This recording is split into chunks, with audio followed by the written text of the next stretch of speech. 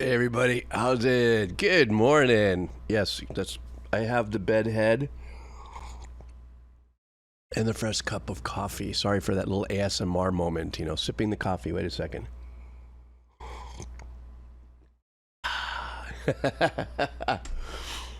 I'm pretty sure that most of you know that music has been an amazingly huge part of my life as how I've made my living, how I relieve myself from stress, how I remove myself from the world at large through pains of emotional, things that are happening and sometimes even physical things. Pick up the guitar, I write music. It's just something that I do. It's something that you do when you put your headsets on and you turn on the music in your car and you're driving home because it puts you in a completely different space. It removes you or takes you to places. So it'll either remove you from bad places or take you to good places. I want you to check this out with me really quick. I found this is floating around on TikTok, and it has to do with the power of music on the Stephen Colbert, is that how you say his name? Show. I don't know if it was recent or not, but let's check this out together, and then let's talk about this for a second. I have a friend who is a physician. He wanted me to ask you a question. Sure. He said that, obviously we all could use some endorphins from time to time, and that one of the best ways to get endorphins is through exercise. What are the other ways that we ourselves produce our own endorphins and basically our own opiate? What are the best ways to do that? I'm glad you're being clear about the endogenous opioids and not the other ones. Exactly, yes. The ones that we produce this ourselves. Well, one that we're studying intensively now is music. When you listen to a piece of music that really moves you... Right? Really? Whoa. It gives you a chill. It causes you to suddenly feel transported. You just dumped a whole bunch of dopamine in your ventral striatum. And wow. That's him getting excited. Ventral striatum. And wow. Yeah. And that is a whole field, music therapy, that has now gotten together with neuroscientists to try to figure out how to make this even better. Project I'm working on with Renee Fleming. And a lot of people are seeing this as a window, both into how the brain works, but how we could come up with something that would help people who are suffering from chronic pain or PTSD without having to take a pill.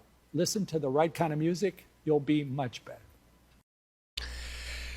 Yeah, that's kind of, what I think we're all very much aware of and we don't think about. And I know all of us have seen those videos about elderly folks, like way up in their years and stuff, that might be indigent or might be faded out or something like that. And then they hear music and they come alive. There's that beautiful video of the dancer that's laying in bed and can barely move, but she hears her music and she was a ballet dancer. She starts to dance. Or the gentleman in the wheelchair that starts listening to Count Basie and starts singing. Or even my own father, who played piano up until probably a month before he passed away and had his stroke. And he would actually remember everything about the piece that he wrote and when he wrote it and for whom or how it happened, but he really couldn't remember if he had breakfast or not. So that's talking about the elderly, but the power is equally yoked, if you would, in our current day-to-day. This is my, you tell me if this is true. Tell me if this works for you.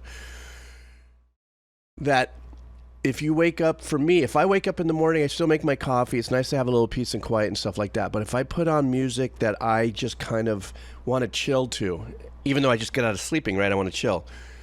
Within about 2 minutes, a whole different part of me starts to kind of chill and get my vibe going. Or for people who want to, for instance, if I need to get charged up, I go to a certain part of my playlist. I play a couple songs, I'm charged up. I can make myself angry, if that's the direction I need to go in, by listening to certain tracks. I can make myself, I don't need to go that far deep into it. I mean, the truth be told, I think we all know the power of music.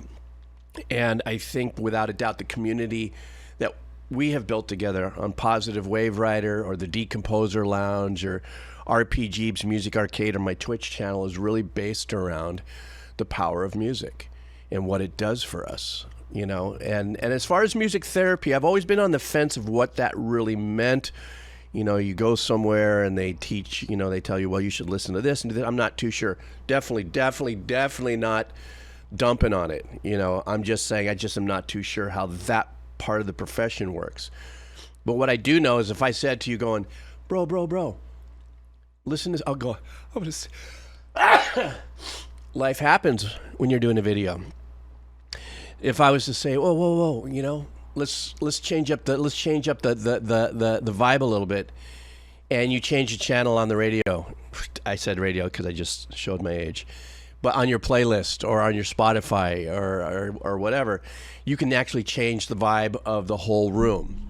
You know, whether you're at a party, whether you're something, you change the vibe of the whole room.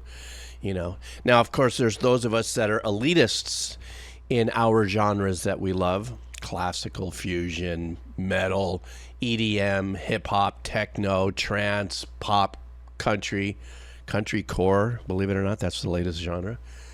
And you know, we only listen to our own things. But, you know, you can change a room. You can change the vibe of a room by just changing the different types of music that goes in there. You watch it happen. You can watch people start to get fidgety and stuff if they're not digging the music, or if it's, you know what I'm saying? It's a trip. And I'm glad to be a part of it. In a selfish way, I'm lucky that if I'm not feeling in a great mood, I can turn on my system and I can just play and write my own music. You know, on a professional level, I have been absolutely unbelievably blessed to make a living doing this and playing a part in changing people's moods. Sometimes it has to do with scene, right? Music that I might write against scene that might make it very scary or fun or tense or lighthearted or whatever it is. But a lot of times, you know, music that I might write that occasionally put out once in a blue moon that makes people feel something. I don't know what, but that's the thing. It makes people feel. So anyhow, that's my positive Wave Rider moment with my cup of coffee, a little more ASMR along with that sneeze. I apologize. Everybody have a most amazing day.